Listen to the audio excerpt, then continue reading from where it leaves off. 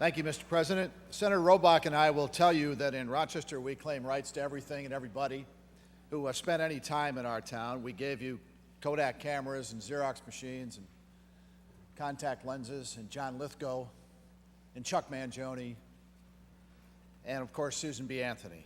And now we're about to celebrate the 200th birthday of someone who is uniquely ours as well. Frederick Douglass had no record of the exact date of his birth in 1818, so it was in the life of a slave. He chose February 14th, Valentine's Day.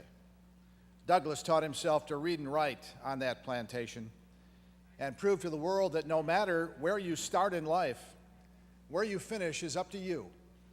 He escaped slavery in Maryland by hopping a train headed north, disguising himself in a sailor's uniform with papers given to him by a free black seaman, and he eventually made his way to a safe house in New York City. And the rest is a beautiful history of a brilliant American.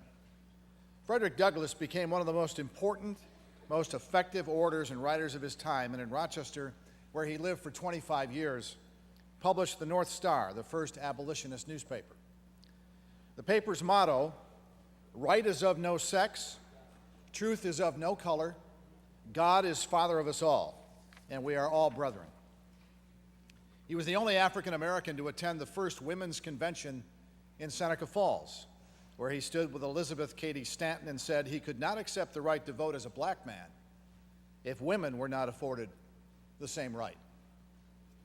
He was an early advocate for desegregation, noting that a good education above all else was critical, and saying it is easier to build strong children than to repair broken men. Douglass believed in dialogue. He refused to paint everybody with the same brush. He believed in forging relationships across racial and political divides. And when radicals criticized his willingness to hold meetings with slave owners, he said, "I would unite with anybody to do right and with nobody to do wrong." The first statue in this country to memorialize an African-American citizen was that of Frederick Douglass, who is buried in Rochester's Mount Hope Cemetery. Sadly, that statue was moved from a busy intersection downtown to a less visible spot in a county park in 1941. And thankfully, it will be moved back downtown this year as part of his birthday celebration. And so it is with great pride that on the day we recognize the legacy of Dr. Martin Luther King, we also recognize the life of Frederick Douglass today, a man who advised presidents, a man who became the first African American to run for vice president and lectured thousands.